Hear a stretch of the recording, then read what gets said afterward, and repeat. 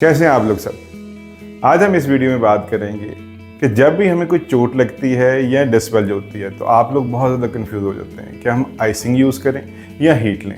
तो आज इस वीडियो में आपको क्लियर करूंगा कि किस टाइम पे आपने आइसिंग करनी है और किस टाइम पे आपको हीट लेनी चाहिए। जब भी हमें कोई चोट लगती है या फिर कोई इंजरी होती है तो अल्लाह ताला का एक बड़ा ही अच्छा सिस्टम बनाया हुआ है हमारी हीलिंग के लिए, जिसमें इन्फ्लेमेशन कॉज होती है।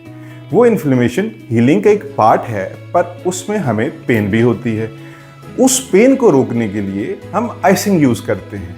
इसलिए चोट लगने या फिर कोई इंजरी या डिस्क स्लिप होने के 48 आवर्स तक हम आइसिंग यूज़ करते हैं। आइसिंग और हीटिंग करने से पहले हमें ये जानना ज़रूरी होता है कि वो इंजरी अक्यूट है या क्रॉनिक है।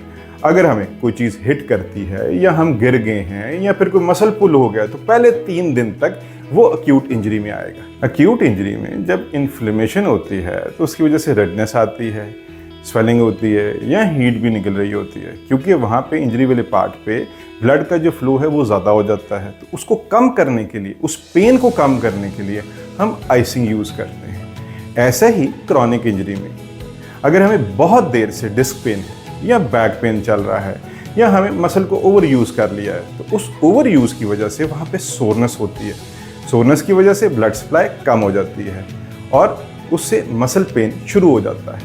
उस मसल पेन को ठीक करने के लिए हम हीटिंग यूज़ करते हैं। मान लीजिए किसी को कोई स्टिफनेस है, आपके बैक पेन है या आपने एक दिन पहले कोई बहुत ज़्यादा काम कर लिया है और सुबह उठते ही आपको बैक पेन स्टार्ट हो गई है, तब इसमें हम हीटिंग यूज़ करते हैं ब्लड फ्लो को इंक्रीज करने के लिए, ताकि प्रॉपर न्यूट्रिएंट्स जो हैं वो आपके मसल्स तक पहुंच सकें और मसल में से पेन को हम कम कर सकें। जैसे हम आइसिंग और हीटिंग को लेकर कंफ्यूज होते हैं, वैसे ही ये भी कंफ्यूजन होता है कि आइसिंग करें तो किस तरह करें।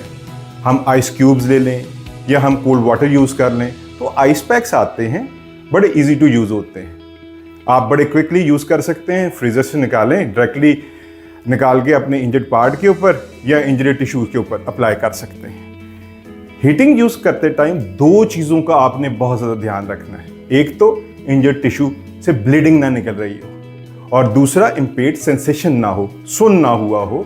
बहुत सारे केसेस में ओवर हीटिंग की वजह से हमने बर्न केसेस देखे हैं। तो जब भी आप हीट लें तो कंट्रोल हीट लें, और मार्केट से आपको हीटिंग पैड भी मिल सकते हैं जो बड़ी कंट्रोल हीटिंग देते हैं। अगर इस वीडियो को मैं फिर से नटशेल में एक्सप्लेन करूं तो अक्यूट इंजरी को हम 48 आवर्स तक फ्रेश इंजरी मानते हैं, जिसमें हम आइसिंग यूज़ करते हैं, और आफ्टर 3 डेज उसको हम क्रॉनिक कैटेगरी में रखते हैं, तो उसमें हम हीटिंग यूज़ करते हैं। आइसिंग और हीटिंग को लेकर अभी भी आपको कोई क्वेरी है या आपको डिस्क बल्ज के इशूज़ आ चुके हुए हैं, बैक पेन के इशूज़ आ चुके हैं, जॉइंट्स पेन के इशूज़ आ चुके हैं, तो नीचे दिए गए नंबर पे आज ही अपनी अपॉइंटमेंट बुक कर सकते हैं, जिसमें हम कायरोप्रैक्टिक ट्रीटमेंट से without medicine and without surgery आपकी रूट कॉज से आपकी प्रॉब्लम को ठीक करते हैं। Thank you.